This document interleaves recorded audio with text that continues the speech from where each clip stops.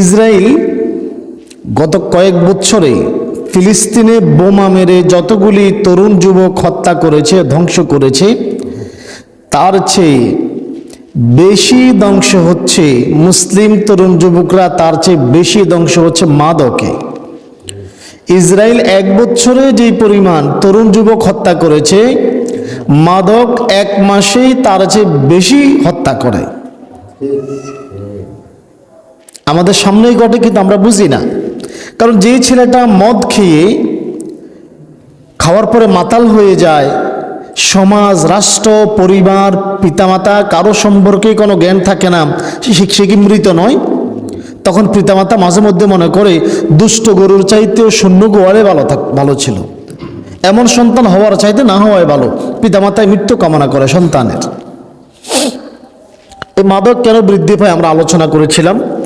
অনেকগুলি কারণে মাদকের সয়লাভ হচ্ছে, বিভিন্ন কারণ হতে পারে। তার মধ্যে একটি কারণ রয়েছে রাষ্ট্রযন্ত্রের ব্যর্থতা।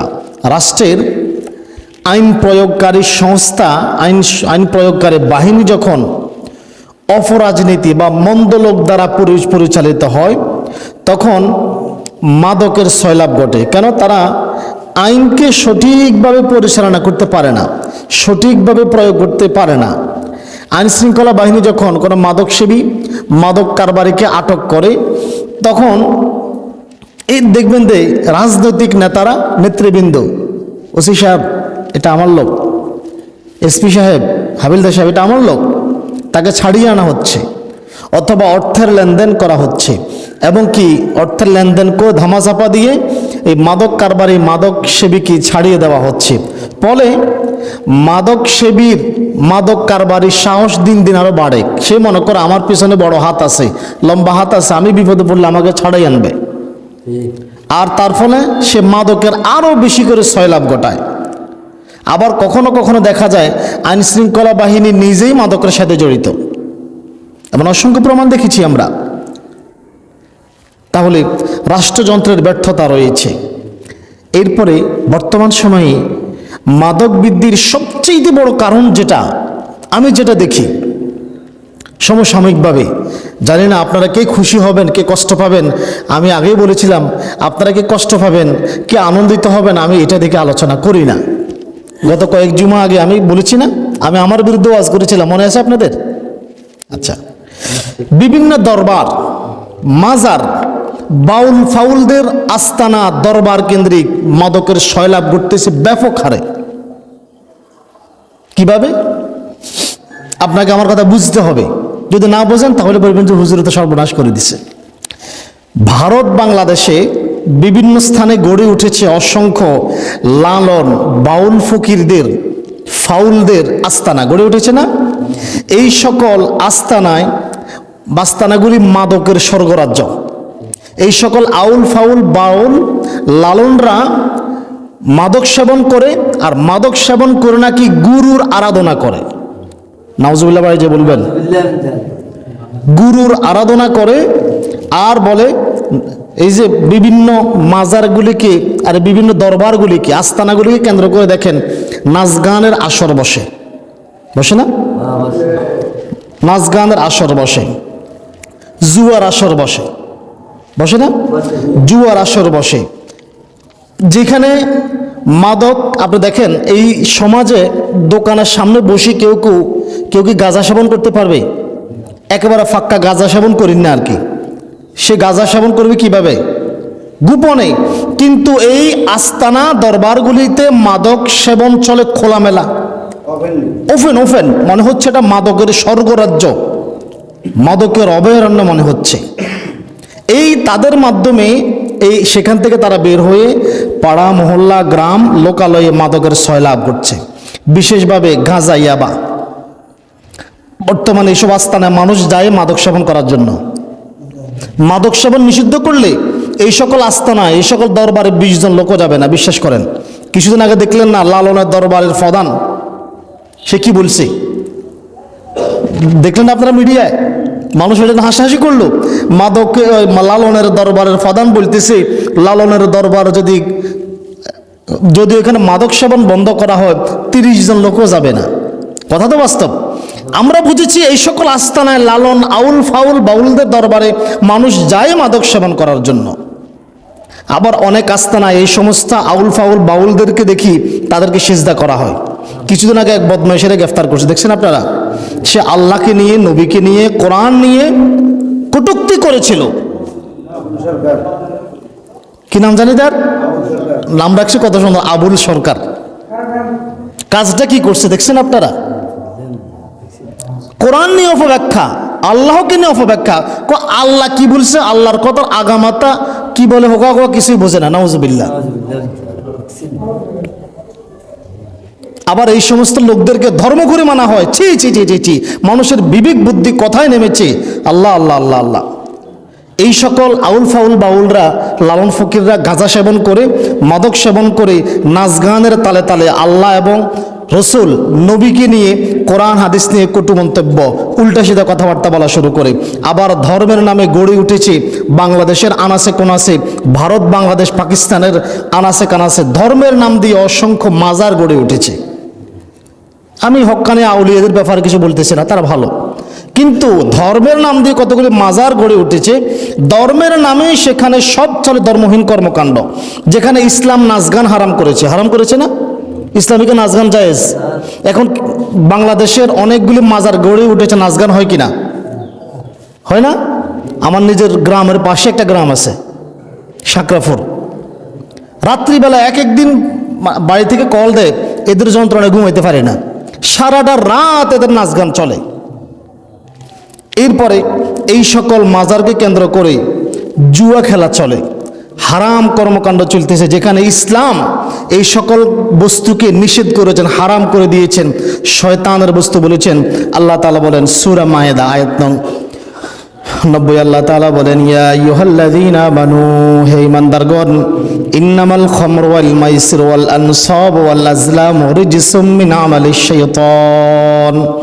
হে ঈমানদারগণ, নিশ্চয়ই মদ, জুয়া, প্রতিমা এবং ভাগ্য নির্ধারক স্বরসমূহ, মানে আমরা যেটা লটারি বলি, কি বলি আমরা?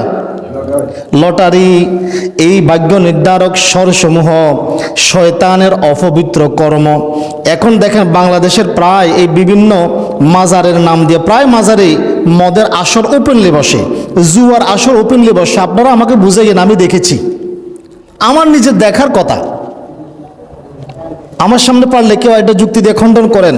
ওপেনলি মদের আসর বসে, জুয়ার আসর বসে। প্রতিমা, প্রতিমা বলতে কি বুঝি আমরা? প্রতিমা মানে হচ্ছে একটা মূর্তি নয়, মানুষের আকৃতি কোনো মূর্তি হলে সেটা প্রতিমা নয়। আপনি একটা খাম্বাকে যদি পূজা করেন সেটাই মূর্তি, সেটাই প্রতিমা। এই কবরটাকে সেজদা করা হচ্ছে, কবর কেন্দ্রিক সেজদা করা হচ্ছে, কবরকে সেজদা করা হয়, সেটাই হচ্ছে প্রতিমা। এই মাজার কেন্দ্রিক সবগুলোই হচ্ছে। এরপরে মাজার কেন্দ্রিক লটারির আসর বসে, বসে না? এই একটা মাজার কেন্দ্রিক সবগুলি পাপ হচ্ছে। আল্লাহ তাআলা বলতেছেন ফাজতানিবুহু, তোমরা এই সকল থেকে বিরত থাকো, লাআল্লাকুম তুফলিহুন, যাতে করে তোমরা কল্যাণ প্রাপ্ত হও, সফল হতে পারো। আজকে দেখেন এই যে ধর্মকে তারা পাগল মনে করে, পাগল, ধর্মকে পাগল মনে করে। হয়তো 3 মাস গোসল না করা, চুলদাড়ি না কাটা একটা লোক চুলদাড়িতে জট লাগায়, নগ্ন অর্ধনগ্ন অবস্থা গাঁজা খেয়ে শুয়ে আছে, তারে বলে ধর্মগুরু। ছি ছি ছি ছি, মানুষের বিবেক বুদ্ধি কথায় তারা আবার বাবাও ডাকে। জ্ঞান বুদ্ধি কতটুকু নিচে নামলে আমরা এমনটা করতে পারি? নবী সাল্লাল্লাহু আলাইহি সাল্লাম কি এই জন্য এত কষ্ট করে ইসলাম প্রচার করে দিয়ে গেছেন? আহা, দিন কি এভাবে এসেছে? যদি এভাবে গাঁজা খাই শুই থাকে, আল্লাহকে গুরুর আরাধনা করা যাইতো, তো সাহাবীরা সমানে মদ খাই নবীর আরাধনা করত। পৃথিবীতে মুহাম্মদ সাল্লাল্লাহু আলাইহি সাল্লামের চাইতেও বড় গুরু, বড় ওস্তাদ, বড় শিক্ষক আর কি হতে পারে বলেন?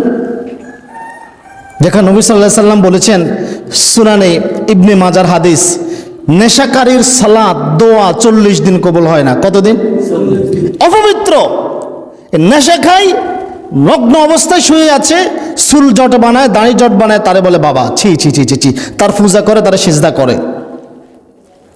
আর আল্লাহ বলতেছেন এইগুলো হচ্ছে সবগুলাই শয়তানের অপবিত্র কর্ম। এই শয়তানের অপবিত্র কর্ম করে আর এরা ধর্মের লেভেল লাগাতে চায়।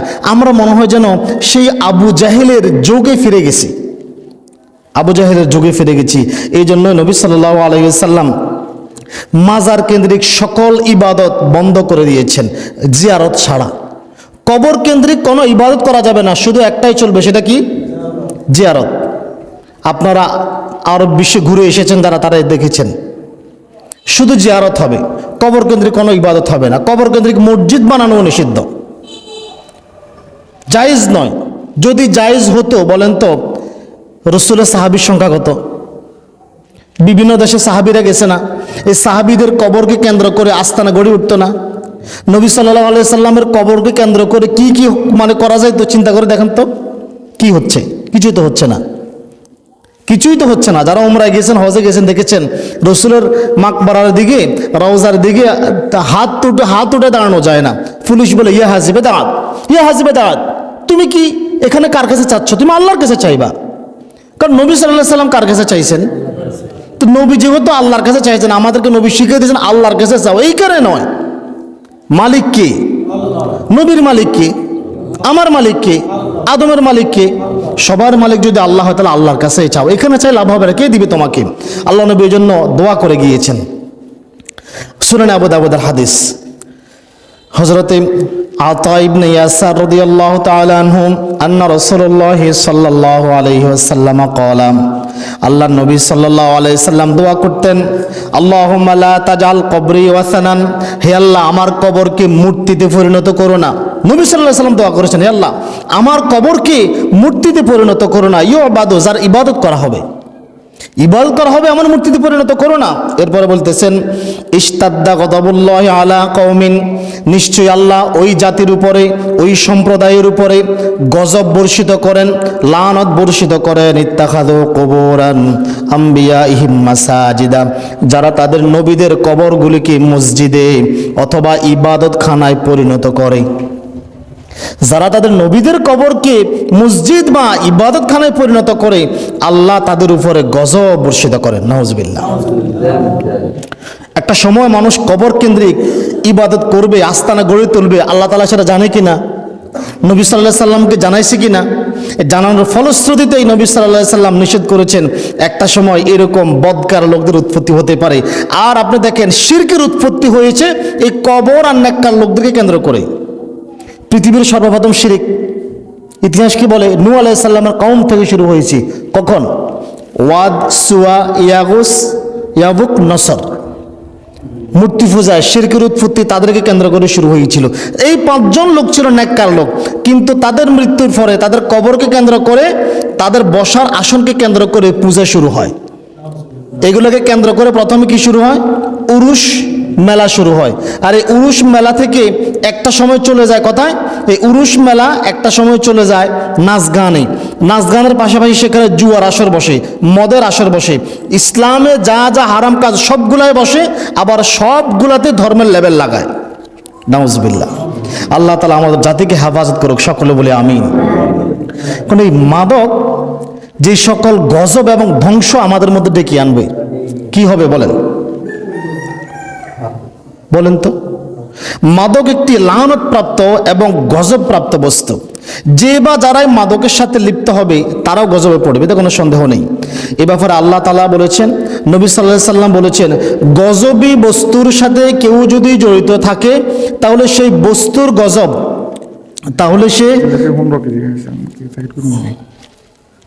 তাহলে সেই বস্তুর গজব ব্যক্তি, বস্তু হয়ে ব্যক্তি এবং জাতির উপর আপতিত হবে। বস্তুর গজবটা, কারণ এটা লানতপ্রাপ্ত বস্তু, লানতপ্রাপ্ত উপাদান হওয়ার কারণে যারা এই বস্তুর সাথে জড়িত থাকবে তারাও গজবপ্রাপ্ত হবে আল্লাহর পক্ষ থেকে, কোনো সন্দেহ নেই। কারণ মাদক হলো সকল অপকর্মের, পাপ কর্মের চাবি। চাবি বুঝেন? আমি বলেছিলাম একটা ঘরের ভিতরে সব পাপ কাজ, মিথ্যা কথা, জুয়া খেলা, নাচ গান, ধর্ষণ, জিনা, সবগুলি পাপকে, সুদ, ঘুষ, সবগুলি পাপকে একটা ঘরের ভিতরে বন্দি করে রাখা হয়েছে, তালা মেরে রাখা হয়েছে। এই তালার চাবিটার নাম কি বলেন? তালার চাবিটার নাম কি? মাদক।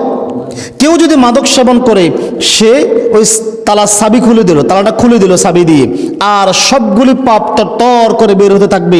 আল্লাহ নবী এই জন্য বলেছেন, ইবনে মাজার 3371 নম্বর হাদিস, عن أبي درداء رضي الله تعالى عنه قال أوصاني خليلي আবু দারদা বলেন আমার হাবিব আমার প্রিয় বন্ধু খলিলি আমার প্রিয় বন্ধু আমাকে ওসিয়ত করেছেন উপদেশ দিয়েছেন হে আবু দারদা লা তাশরাবাল খামরা খবরদার মাদক সেবন করো না মাদকের সাথে নিজেকে জড়িও না ফাইন্নাহা মিফতাহু কুল্লা শাররিন কেননা মাদক হচ্ছে নেশাদার দ্রব্য হচ্ছে সব ধরনের অন্যায়ের চাবিকাঠি নাউজুবিল্লাহ চাবি দ্বারা যেমন ঘরের তালা খুলে দেওয়া হয় তেমনি করে মাদক দ্বারা সকল পাপকর্মের তালা খুলে দেওয়া হয় আজকে আপনারা দেখেন না মাদক একা আসে না মাদকের সাথে কিন্তু গজবকে বেঁধে রাখা হয়েছে মাদকের সাথে কি বেঁধে রাখা হয়েছে গজবকে বেঁধে রাখা হয়েছে মাদকের সাথে কতগুলি গজবকে বেঁধে রাখা হয়েছে মাদকের শিকলকে উন্মুক্ত করলে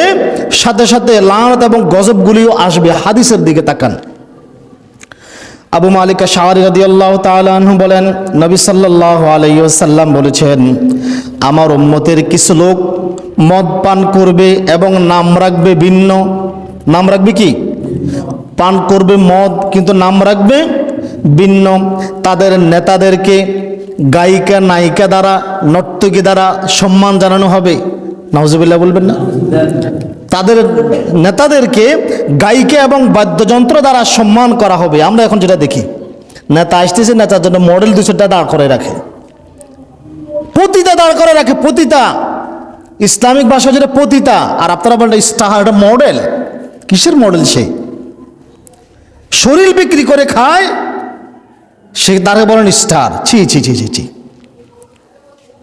আমার উম্মতের কিছু নেতাদেরকে গায়িকা এবং বাদ্যযন্ত্র দ্বারা সম্মান করা হবে আল্লাহ তাআলা তাদেরকে ভূমিকম্পের মাধ্যমে মাটিতে ধসিয়ে দিবেন নাউজুবিল্লাহ বলবেন না আর তাদেরকে বানর এবং শূকরে পরিণত করবেন মাদক একটি বড় কবিরা গুনাহ আর এই কবিরা গুনার সাথে যেই জড়াবে তার উপরে আল্লাহর পক্ষ থেকে ধ্বংস নেমে আসবে এতে কোনো সন্দেহ নেই আল্লাহ তাআলা বলেন সূরা বাকারা 219 নং আয়াত আল্লাহ তাআলা বলেন ইয়াসআলুনাকা আনিল খামরি ওয়াল মাইসিরি হে নবী লোকেরা আপনাকে মদ এবং জুয়া সম্পর্কে জিজ্ঞাসা করে মদ এবং জুয়া সম্পর্কে জিজ্ঞাসা করে আপনি বলে দেন কুল ফীহিমা ইসমুন কাবীরুন নিশ্চয়ই এই দুইটিতে রয়েছে মহাপাপ কবিরা গুনাহ কি গুনাহ রয়েছে কবিরা গুনাহ রয়েছে ওয়া মানাফিউ লিন-নাস কিন্তু কিছু উপকারও আছে কিছু উপকারও আছে এখন তো উপকার থাকলে আমরা খাবো না কেন আল্লাহ তাআলা তারপর বলতেছেন ওয়া ইসমুহুমা আকবারু মিন নাফইহিমা আর এদের উপকারের চাইতেও পাপের পরিমাণটা অনেক বড় আপনি যে কারণে এদেরকে উপকারী মনে করতেছেন তাদের ক্ষতি ধ্বংসের পরিমাণটা উপকারের চাইতেও অনেক বেশি উপকারের চাইতেও ক্ষতির পরিমাণটা অনেক অনেক বেশি এই আয়াতটা কিন্তু মাদক হারাম হওয়ার আগের আয়াত এখন রাসূলের জামানায় যখন মাদকের সয়লাব ঘটা শুরু হয় এবং সার্বিক অকল্যাণ দেখা যায় তখন সাহাবায়ে কেরাম এই মাদক দ্রব্য সম্পর্কে একটা সমাধান চাচ্ছিলেন আর তখন আল্লাহর পক্ষ থেকে আয়াত নাজিল হয় এখন মাদক বিভিন্ন দিক থেকে আসবে সাথে গজব নিয়ে আসবে কি কি গজব নিয়ে আসবে দেখেন রাসূলুল্লাহর হাদিস দেখি আমরা একেবারে সকলকে মনোযোগ দিয়ে শুনতে হবে হাদিসটা আর হাতে হাতে মিলাই নেবেন যে রাসূলের ঘোষণা মোতাবেক গজবগুলি আমাদের উপর আছে কিনা হযরত আনাস ইবনে মালিক রাদিয়াল্লাহু তাআলা আনহু বলেন ক্বালা রাসূলুল্লাহ সাল্লাল্লাহু আলাইহি ওয়াসাল্লাম লা ইয়াকুনান্না ফি হাযিহিল উম্মতি আমার উম্মতের উপরে তিনটা গজব নেমে আসবে কয়টা গজব তিনটা গজব নেমে আসবে খসফুন বিভিন্ন স্থানে ভূমিকম্প ভূমিধস দেখা দিবে হচ্ছে কিনা গত কয়েক মাসে ভূমিকম্পের অবস্থা দেখছেন ঘন ঘন আল্লাহ লাড়া দেয় সতর্ক এই খবরদার আল্লাহ লাড়া দিচ্ছে সতর্ক করতেছে ক্লাসে স্টুডেন্ট যখন কোনো স্টুডেন্ট যখন কথা বলে তখন শিক্ষক কি বলে এই একটা ধমক দেয় না তো আল্লাহ ধমক দিচ্ছে এখনো কিন্তু এটা আল্লাহ একটা ট্রেইলার দেখাচ্ছে ঠিক আছে না এখন থ্রিলার দেখাচ্ছে এখনো পূর্ণাঙ্গটা দেখায় নাই আল্লাহ তাআলা আল্লাহ নবী বলতেছেন খসফুন বিভিন্ন এলাকায় বিভিন্ন স্থানে ভূমিকম্প ভূমিধস দেখা দিবে এরপরে বলতেছেন ওয়াকযফুন এবং আসমান থেকে অথবা কোনো জাতির পক্ষ থেকে জুলুম অত্যাচার শাসন চাপিয়ে দেওয়া হবে কযফুন, তোমাদের উপরে অন্য কোনো জাতির শাসন চাপিয়ে দেওয়া হবে। আজকে বাংলাদেশ নামে বলে স্বাধীন, আসলে কি স্বাধীন? এই দেশের সরকার কি হবে এটা বিদেশে ফয়সালা হয়, অন্য জাতি নির্ধারণ করে দেয়। এই সরকার কেমনে চলবে সেটা পর্যন্ত বিদেশিরা নির্ধারণ করে দেয়। তা আপনি কি স্বাধীন? আল্লাহ নবী বলতেছেন ওয়াকযফুন, তোমাদের উপরে কোনো জাতির পক্ষ থেকে অভিশাপ শাসন চাপিয়ে দেওয়া হবে। এরপরে আল্লাহ নবী সাল্লাল্লাহু আলাইহি সাল্লাম বলতেছেন ওয়া মাসখুন, এরপরে পাপের কারণে অনেকের আকার আকৃতি পরিবর্তন হয়ে যাবে। এখন এই তিনটা গজব কেন আসবে? আল্লাহ নবী বলতেছেন তিনটা গজব কেন আসবে। ওয়াযালিকা ইযা শারাবুল খুমুরি, যখন মাদকদ্রব্য সেবন বেড়ে যাবে, মাদকদ্রব্য সেবন বেড়ে যাবে, ভূমিকম্প ভূমিধস আসবে কোনো জাতির পক্ষ থেকে। কারণ আমাদের তরুণ যুবকরা তাদের সুস্থ মস্তিষ্ক কাজে লাগাচ্ছে না। ফলাফলটা কি হচ্ছে? এই তরুণ যুবকগুলি অকেজু, অক্ষম হয়ে গেছে, অথর্ব হয়ে গেছে। শাসন করার জন্য এখন বিদেশিরা আসবেই। গোলাফানিতে মাছ শিকার করা সহজ না, গোলাফানিতে মাছ শিকার করা সহজ না, পানি গোলায় দিচ্ছে, এখন বিদেশিরা শাসন করবে। বাংলাদেশ স্বাধীন হওয়ার পর থেকে এই পর্যন্ত কোনো সরকারে স্বাধীনভাবে রাষ্ট্র পরিচালনা করতে পারে নাই, বিদেশিরা হস্তক্ষেপ করছেই, বিদেশিরা হস্তক্ষেপ করছেই। যারা সূক্ষ্মমাতা রাজনীতি করে তারা বুঝে আল্লাহ নবীর কথা। এরপরে দেখেন কেন গজবগুলি নেমে আসবে। এক নম্বরে হচ্ছে যখন মাদক সেবন বৃদ্ধি পাবে। এরপর আল্লাহ নবী বলতেছেন ওয়াত্তাখাযুল কায়িনাতি, যখন নায়িকা এবং গায়িকাদেরকে নিয়ে নাচ গানে মত্ত হবে মানুষ। নায়িকা গায়িকাদেরকে যখন সম্মান করা হবে, আজকে নায়িকা গায়িকাদেরকে স্টার বলা হয়। কি বলা হয়? স্টার না? কি স্টার এটা? আরে বেটা, আমাদের গ্রামের ভাষা আগে বলতো পতিতা, না বলতো আরো নিকৃষ্ট একটা ভাষা বলতো, সেটা বললাম না আর কি। দেহ ব্যবসা করে, শরীর বিক্রি করে খায়, সৌন্দর্য বিক্রি করে খায়, তারে একটা সময় মুরব্বীরা কি বলতো বললাম না, সেটা মসজিদে বললাম না। তাকে আজকে মিডিয়া স্টার বানাইছে।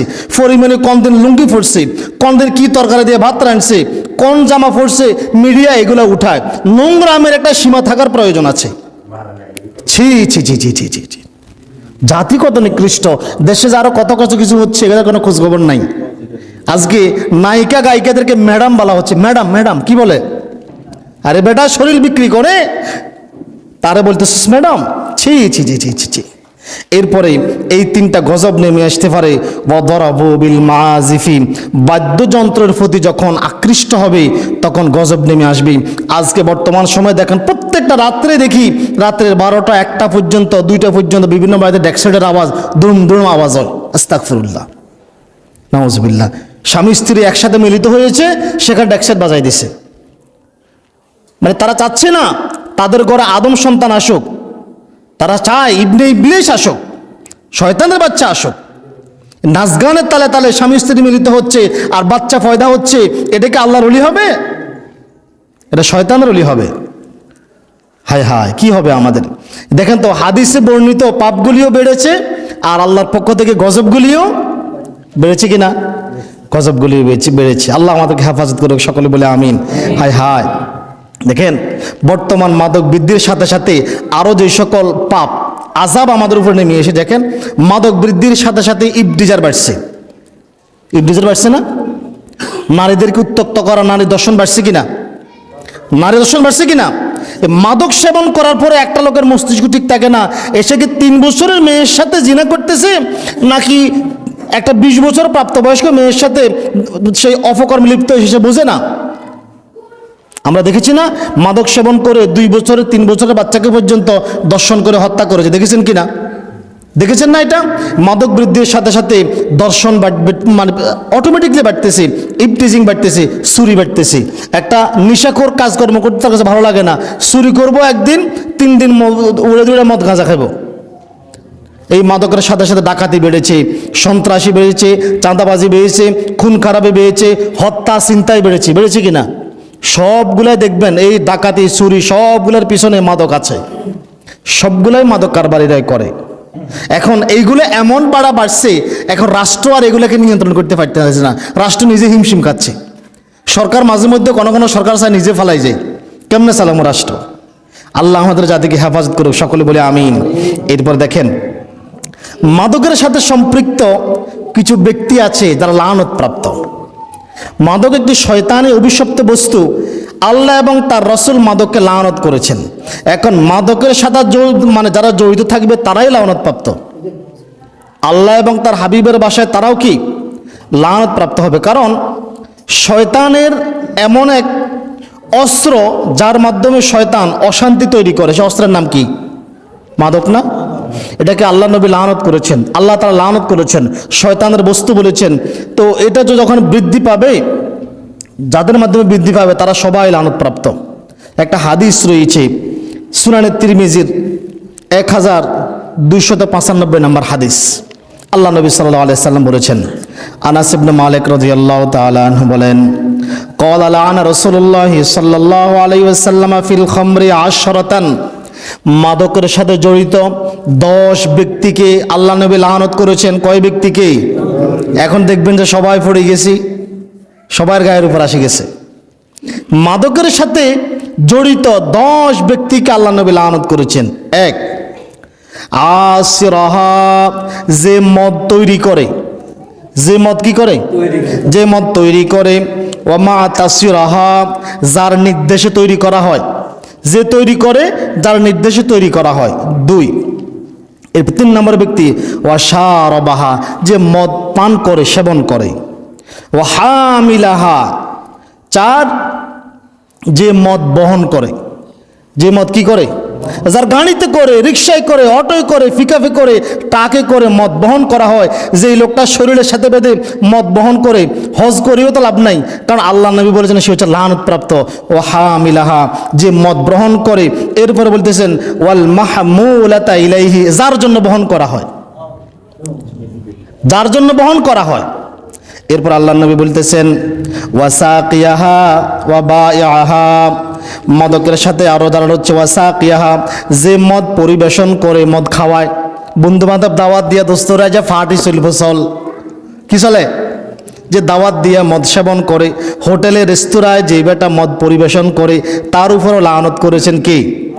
মুহাম্মদুর রাসূলুল্লাহ সাল্লাল্লাহু আলাইহি ওয়াসাল্লাম।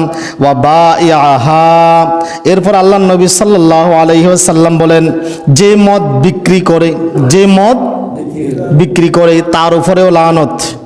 এরপর আল্লাহ নবী বলতেছেন ওয়াকিলা সামানিহা, যেই ব্যক্তি মদ বিক্রির যে টাকা উৎপাদন হয় সেটা ভোগ করে। আপনি মাদক দ্রব্য বিক্রি করেন, আপনার ছেলে সন্তানকে খাওয়ান, এটাও গজবপ্রাপ্ত। স্ত্রীকে খাওয়ান, এটাও গজবপ্রাপ্ত, কারণ সে লভ্যাংশ ভোগ করেছে। হায় হায়, আপনি যে যাইতেছেন না, মানে ব্যাপারটা হচ্ছে কিরকম জানেন? গ্রামের আগে মুরব্বীরা বলতে, আমিও গেছি, তোরে খাইছি, আল্লাহু আকবার। কথা বলে না? না, আমি কেন একা যাব? ছেলে মেয়ে স্ত্রী সবগুলারে জাহান্নামে নিয়ে যাব। এরপরে 9 নাম্বার হচ্ছে ওয়াল মুশতারি লাহা, আল্লাহ নবী বলতেছেন ওয়াল মুশতারি লাহা, যে মদ ক্রয় করে, যে মদ ক্রয় করে। ওয়াল মুশতারা লাহু, যার জন্য ক্রয় করা হয়। 10 ব্যক্তি। কয় ব্যক্তি বললাম? এই 10 ব্যক্তি লানত প্রাপ্ত রাসূলের ভাষায়। আমি আবার বলে দিচ্ছি 10 ব্যক্তির কথা। 1, যে মদ তৈরি করে। 2, যে মদ তৈরির নির্দেশ দেয়, সে মদ খায় না কিন্তু নির্দেশ দেয়, মদ তৈরি করে। 3, যে মদ পান করে। 4, যে মদ বহন করে। 5, যার জন্য মদ বহন করা হয়।